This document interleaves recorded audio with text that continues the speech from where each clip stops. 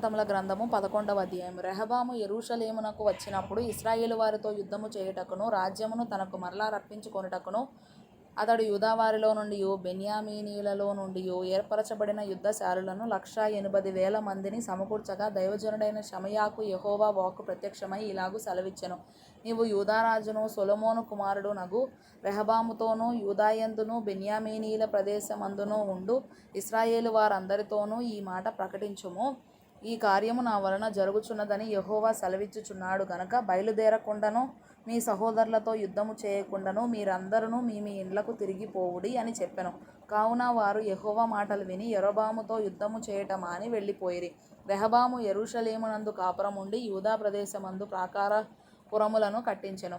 అతడు బేత్లెహేము, ఏతాము, తెకోవా, బేత్సూరు, సోకో, అదుల్లాము, గాతు, మారేషా, జీఫు, అదోరాయిము, లాకీషు, అజేకా, జొర్యా, అయ్యాలోను, హెబ్రోను అను యూదా బెన్యామీను ప్రదేశములందుండు ప్రాకార పురములను కట్టించి దుర్గములను బలపరచి వాటిలో అధిపతులను ఉంచి ఆహారమును, నూనెను, ద్రాక్షారసమును సమకూర్చెను. మరియు వాటిలో డాళ్లను, బల్లెములను ఉంచి ఆ పట్టణములను బహు బలవంతమైన వాటిగా చేసెను. యూదావారును బెన్యామీనీయులను అతని పక్షమున నుండిరి. ఇశ్రాయేలు వారి మధ్య నుండి యాజకులను, లేవీయులను తామున్న ప్రదేశముల సరిహద్దులను దాటి అతని యొద్దకు వచ్చి చేరిరి. యరొబామును అతని కుమారులను యెహోవాకు యాజక సేవ జరగకుండా లేవీయులను త్రోసివేయగా వారు తమ గ్రామములను స్వాస్థ్యములను విడిచి యూదా దేశమునకును యెరూషలేమునకును వచ్చిరి. యరొబాము బలిపీఠములకును దయ్యములకును తాను చేయించిన దూడలకును యాజకులను ఏర్పరచుకొనెను. వారి చర్యలు అట్లుండగా ఇశ్రాయేలీయుల గోత్రముల యందంతటను ఇశ్రాయేలీయుల దేవుడైన యెహోవాను వెదకుటకు మనస్సు నిలుపుకొనిన వారు తమ పితరుల దేవుడైన యెహోవాకు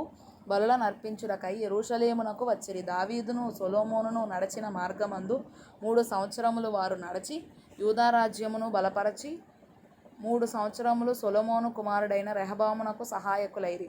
రెహబాము దావీదు కుమారుడైన యెరీమోతు కుమార్తెయగు మహలతును యెషై కుమారుడైన ఏలీయాబు కుమార్తెయగు అబీహాయిలును వివాహము చేసుకొనెను. అతనికి యూషు, షమర్యా, జహము అను కుమారులు కలిగిరి. పిమ్మట అతడు అబ్షాలోము కుమార్తె అయిన మయకాను వివాహము చేసుకొనగా ఆమె అతనికి అబీయాను, అత్తయిని, జీజాను, షెలోమీతును కనెను.